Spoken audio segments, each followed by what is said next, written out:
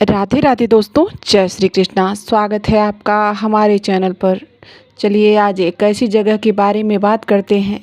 कहते हैं कि यहाँ रात में आंखें खोलना मना है, क्योंकि अगर किसी ने यहाँ रात में आंखें खोली और यहाँ पर कुछ देख लिया तो या तो वह पागल हो जाता है, या फिर अंधा हो जाता है, या फिर उसकी मृत्यु हो जाती है। हाँ, ऐसी जगह है वृंदावन का निधिवन, एक ऐसा जंगल जहाँ लोग कहते हैं कि आज भी भगवान श्री कृष्ण और राधा रानी यहाँ हर रात आकर रासलीला रचाते हैं। लेकिन सवाल यह है कि क्या यह सब सच में होता है, या फिर बस पुजारियों की बनाई हुई कहानियाँ हैं ताकि भक्त यहाँ पर आते रहें और यहाँ दर्शन करते रहें। चलिए इसी को जानने का प्रयास करते हैं। आज हम इस रहस्यमय निधिवन के बारे में कुछ जानेंगे। तो दोस्तों, आप वीडियो के अंत तक बने रहिएगा, और यदि आप हमारे चैनल पे नए हैं तो प्लीज़ चैनल को सब्सक्राइब कर लीजिए और बेल आइकन प्रेस कर दीजिए। एक प्यारा सा लाइक भी कर दीजिए। तो सबसे पहले यह जानते हैं कि निधिवन कोई आम जंगल नहीं है। यह वृंदावन मथुरा के यमुना नदी के किनारे बसा एक पवित्र और रहस्यमय स्थान है। वृंदावन का मतलब है तुलसी और वन यानी जंगल, तुलसी का जंगल, तुलसी का जंगल। लेकिन दोस्तों, तुलसी के पौधे तो हम अपने घर में भी, गमले में भी लगाते हैं। वह काफ़ी छोटे पौधे होते हैं, लेकिन वृंदावन के जो जंगलों में तुलसी के पेड़ लगते हैं वह विशालकाय होते हैं। भले इसकी कहानियाँ बहुत प्रचलित है।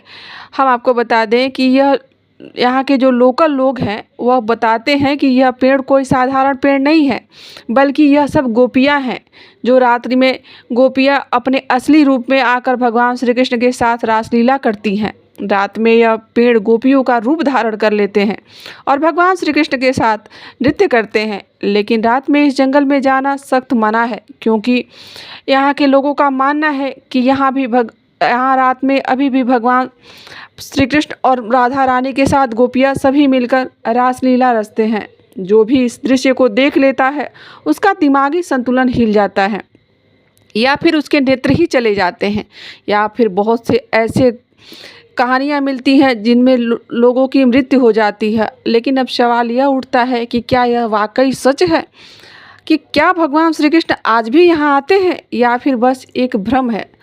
चलिए जानते हैं इसकी गहराई को। सूरज ढलने के बाद इस जंगल में कोई इंसान नहीं रहता, यहाँ तक कि आसपास के घरों की खिड़कियाँ तक नहीं खुली जाती। तो लोग उन्हें बंद क्यों कर लेते हैं? और सोते समय कहते हैं लोग कि आज भी लोगों को वहाँ पर कई बार घुंघरुओं की आवाज़ें सुनाई देती हैं। हम आपको बता दें कि निधिवन में एक छोटा सा मंदिर है जिसे रंग महल कहते हैं। यहाँ हर शाम पुजारी श्री कृष्ण और राधा रानी के लिए भोग लगाते हैं। पान, लड्डू, माखन, मिश्री और गोपियों के लिए श्रृंगार का सामान सब कुछ सजा कर रखा जाता है।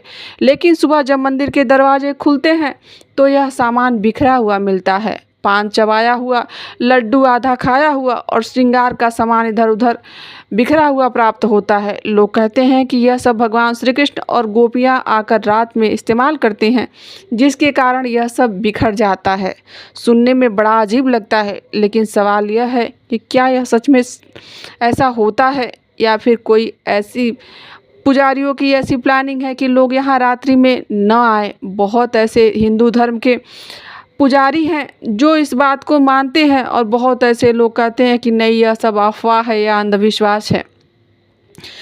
आनंदमयी माँ, जो कि एक मशहूर भारतीय संत और योग गुरु थी, वह भगवान श्री कृष्ण की बहुत बड़ी भक्त थी। लेकिन उनकी ही तस्वीर को किसी ने गलत तरीके से कई बार इंटरनेट पर यह कहकर वायरल कर दिया कि यह भगवान श्री कृष्ण की ओरिजिनल तस्वीर है। ऐसा बताकर लोग भक्तों की भावनाओं के साथ आजकल खिलवाड़ भी कर रहे हैं। तो बहुत से ऐसे लोग हैं जिन्हें इस तरह की बातों पर भरोसा नहीं होता है कि क्या पता हमें निधिवन में न जाने दिया जाए, इसलिए वहाँ के पुजारी इस बातों को लेकर इस तरह का भ्रम फैला देते हैं।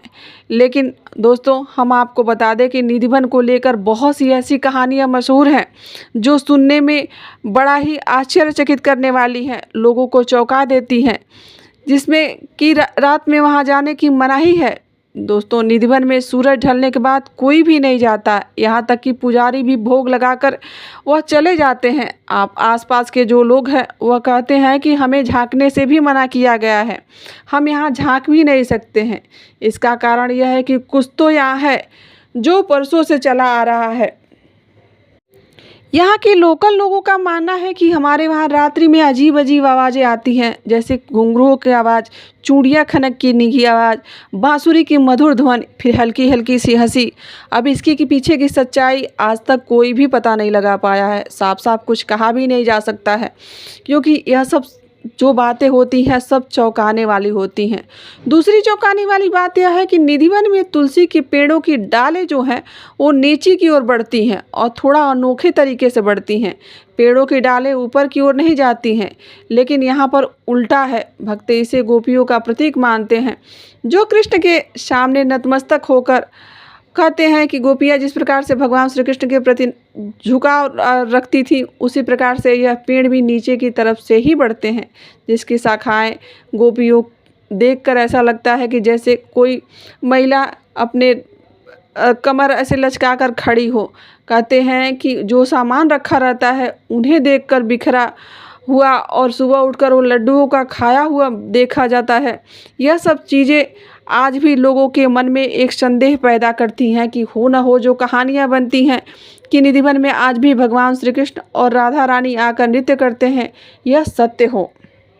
दोस्तों, निधिवन में बहुत सी ऐसी समाधियाँ भी बना कर रखी गई हैं, जो बताया जाता है कि जिन लोगों ने यहाँ पर रात्रि बिताने का प्रयास किया, यहाँ रात्रि में यहाँ पर देखने का प्रयास किया, वह या तो यहीं पर मृत्यु को प्राप्त हो गए या फिर अंधे हो गए। उन्हीं लोगों की समाधियाँ भी निधिवन में बनाई गई हैं। अब वैसे भी निधिवन सिकुड़ता जा रहा है, धीरे धीरे छोटा होता जा रहा है। आसपास के जो लोग हैं छोटे छोटे करके उस जगह पर कब्जा करना प्रारंभ कर दिए हैं। निधिवन सिर्फ एक जंगल नहीं है, वह प्रेम और भगवान श्री कृष्ण और राधा के प्रेम का एक प्रतीक है। निधिवन भगवान भक्ति और प्रेम की आध्यात्मिक याद दिलाता है। तो दोस्तों, यह थी निधिवन से जुड़ी हुई कुछ छोटी जानकारी। आशा करती हूँ कि आपको वीडियो अच्छी लगी होगी और यहाँ तक बने रहने के लिए आप सभी का दिल से आभार।